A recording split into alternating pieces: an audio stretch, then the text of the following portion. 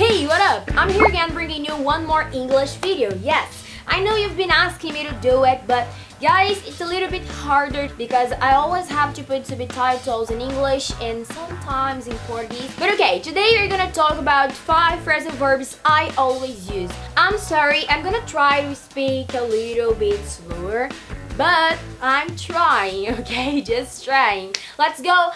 For you who don't know what is a phrasal verb, it's so simple. The phrasal verbs usually are 2 or 3 words, right? And them together have got only one meaning, right? So that's a phrasal verb. When we have 2, 3 words and all of them together have only one meaning, okay? So basically we have a verb plus a word, yeah? A preposition or an adverb, right? So I'm gonna tell you the 5 phrasal verbs I always use. It does not mean you need to use them. It does not mean you have to use them, yeah? I'm just gonna show you the 5 ones I always use. And of course there are more than 5, but for today that's it, okay? Right, so the first one is put up with. I don't know if you have already heard about it, yeah, but I always use put up with. And I have something interesting to tell you, yes? If you don't like using them, if you don't want to use the phrasal verbs, you don't need to do it, right? Because, for example, put up with, the first phrasal verb I'm telling you, put up with has got one meaning. Put up with is the same as tolerate. Tolerate. So, if you don't want to use the phrasal verb, you can use the verb, tolerate. Right? So I'm gonna give you an example. Why do you still put up with the situation? Why do you still put up with the situation? Okay, I don't want to use the phrasal verb, so let me use a verb. Why do you still tolerate the situation? Why do you still tolerate the situation? So I'm telling you that if you don't want to use the phrasal verb, you can use a verb. So simple. But actually, I think using phrasal verbs is good for you and for your English, yeah? When you are advanced, when you are fluent, you like to use them. Because in my opinion at least, I think when I speak using phrasal verbs, my speech is more dynamic. My speech gets more dynamic. I don't know if you feel the same, but it happens to me, right?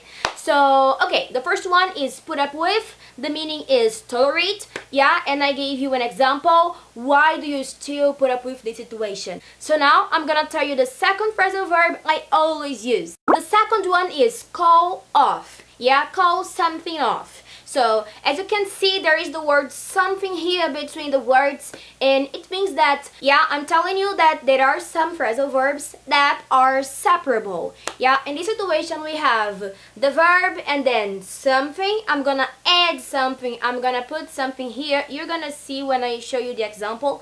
And then we have off, call something off. Alright?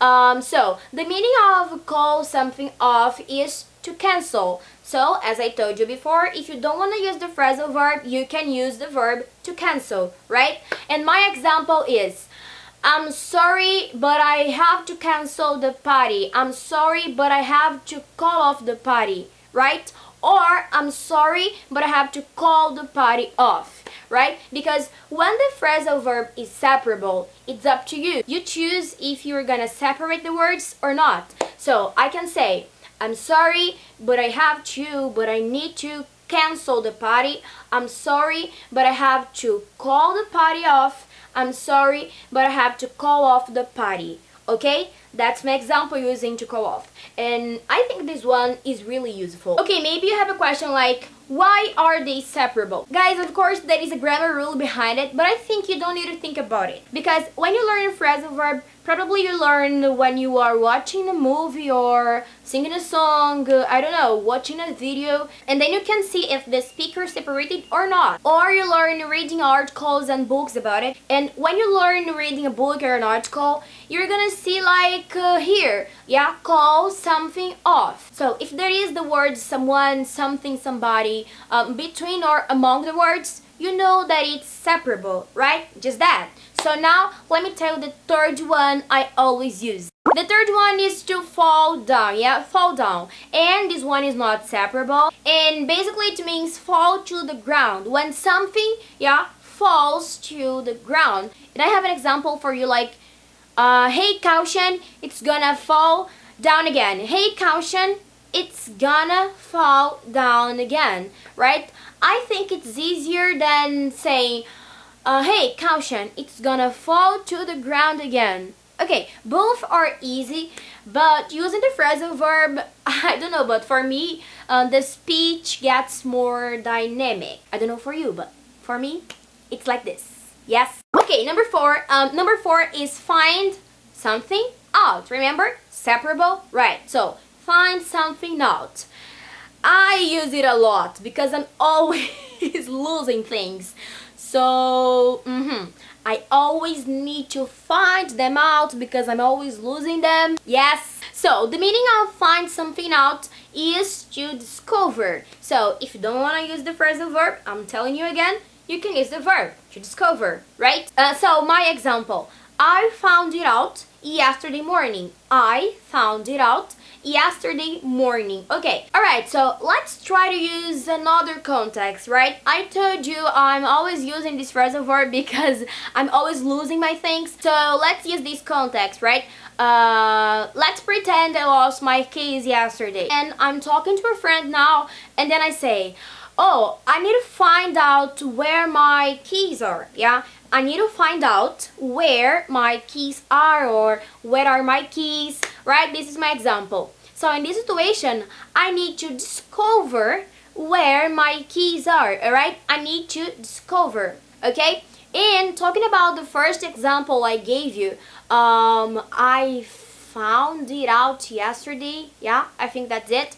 I could say, I discovered it yesterday. I discovered it yesterday. Alright? Yes. So this way you can see that find out is another separable phrasal verb, and as I told you, you can separate the words or not. It's up to you, right?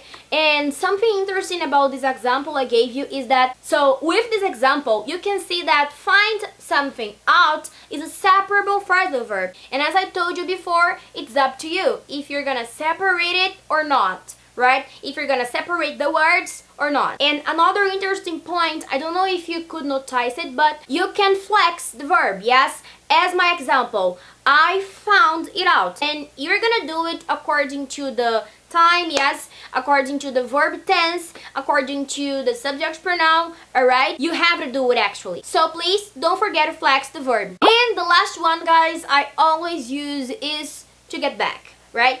Get back. The meaning is to return. So, as I have already told you, if you don't want to use the phrasal verb, you can use the verb. Simple like that. So, my example is, do I need to get back? Do I need to return? Right? So, it's up to you if you're gonna use it to get back or to return. And there is an interesting point, guys. There is another similar phrasal verb that is go back. Go back has got the same meaning, to return, but it's different. It's about when you return to a place, right? For example, do I need to return to the party? Do I need to go back there? Okay, so that's the difference between get back and go back. Alright, they are similar, but they are not equal, okay? Okay, so that's all for today, and I really hope you like this video because, as I told you, it's not easy to bring here English videos because I have to add the subtitles. So please, don't forget to give me the thumbs up. I hope you've liked it, and I hope you've learned something here. Alright, so it's our channel, let's make it grow, and see you on the next video or on our social networks. Bye!